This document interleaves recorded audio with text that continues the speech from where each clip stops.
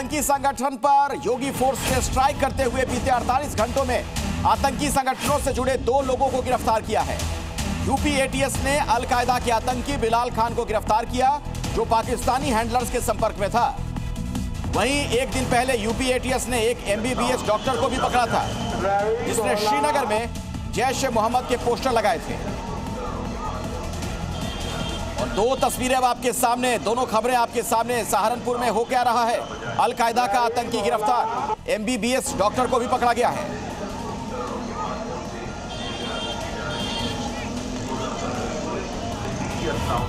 और ये जो बिलाल खान है, इसके बारे में अब आपको विस्तार से बता देते हैं। आखिर ये कौन है जिसके बारे में ये चौंकाने वाली जानकारी सामने आई है? तो अल-कायदा का आतंकी ये बिलाल गिरफ्तार कर लिया गया है, इसकी साजिश नाकाम कर दी गई है। इसके बारे में जो जानकारी मिल रही है, बहुत चौंकाने वाली जानकारियां सामने आ रही हैं। पाकिस्तानी हैंडलर्स के लगातार ये संपर्क में था, AQIS हैंडलरों से लेता था आदेश, उनसे पूरी जानकारी जुटाता था, अराजकता फैलाने की साजिश में ये शामिल था। यानी ये चाहता था कि अराजकता फैल जाए। 4000 पाकिस्तानी नंबरों से जुड़ा रहा, उन नंबरों को भी अब खंगाला जा रहा है, उनके बारे में भी तमाम जानकारियां जुटाई जा रही हैं। तो सहारनपुर में ये जो गिरफ्तारी हुई, उससे अब कई और अहम जानकारियां मिल सकती हैं। पूछताछ के बाद कुछ और भी पता चल सकता है। और बिलाल के बारे में जरा अब आपको बता देते हैं कुछ और जानकारी उसके बारे में। उसके नापाक जो मंसूबे थे, लादेन और अल जवाहिरी से यह प्रभावित था, यह पता चल रहा है। AQIS के पहले चीफ आसिम उमर का समर्थक भी बताया जाता है। अराजकता फैलाने की इसकी पूरी साजिश थी। भड़काऊ भाषण देता था और अपने इन विचारों को प्रचारित करता था। जो भड़काऊ बातें यह कहता था, सोशल मीडिया के माध्यम से सभी तक पहुंचाने का प्रयास करता था। पहलगाम के मारे गए आतंकियों को इसने शहीद बताया था। भारतीय सेना के खिलाफ इसने वीडियो बनाए और करीब 4000 पाकिस्तानी नंबरों से यह जुड़ा हुआ था। जिहाद के लिए युवाओं को उकसाता भी था। बिलाल द्वारा अपने पाकिस्तानी AQIS हैंडलर से उस ऑर्गेनाइजेशन में ज्वाइन करने के बयान संज्ञान पे आई थी।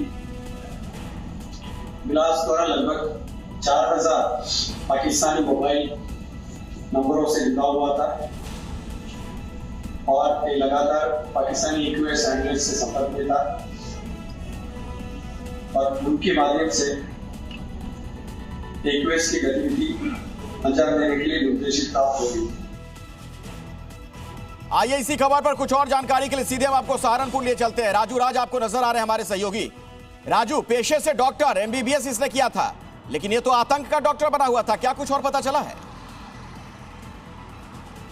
देखिए, निश्चित तौर पर जिस तरीके से डॉक्टर आदिल अहमद सहारनपुर में पिछले 6 महीने से हॉस्पिटल में काम कर रहा था और जिस तरीके से काम कर रहा था, इसने लोगों का दिल भी जीत लेकर था और किसी को भी कहीं से इसके बारे में कोई शंका नहीं थी।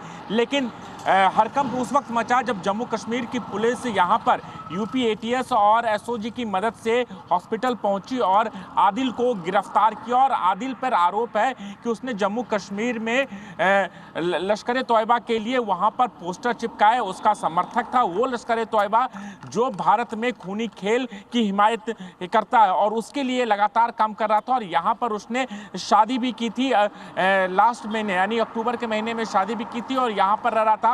उससे लगातार पूछताछ की रही है। ट्रांजिट रिमांड पर जम्मू कश्मीर की पुलिस उसे जम्मू कश्मीर लेके गई है। लेकिन सबसे बड़ा सवाल है कि पिछले 1 साल के अंदर सहारनपुर में 4 ऐसे संदिग्ध आतंकी पकड़े गए हैं जिनका कनेक्शन कहीं ना कहीं आतंकवाद से है। चाहे वो बिलाल खान हो, बिलाल खान वो शख्स है जिसे यूपी पुलिस ने रिमांड पर लिया है। 9 दिनों के रिमांड पर उस पर पूछताछ की जा रही है और रिमांड के दौरान पता चला है उसके मोबाइल फोन के जरिए 4000 लोगों से वो जुड़ा हुआ था। AQIS के हैंडलर से लगातार बातचीत करता था और सरिया कानून लागू कर देश के अलग अलग हिस्सों में, यानी उत्तर प्रदेश के कई ऐसे जगहों पर जहां पर हिंसा कराना चाहता था, ये उसके मंसूबे थे। तो अंदाजा लगाइए, जो शख्स Osama bin Laden, Al Zawahiri, इनके संपर्क इनकी से प्रेरणा लेता था।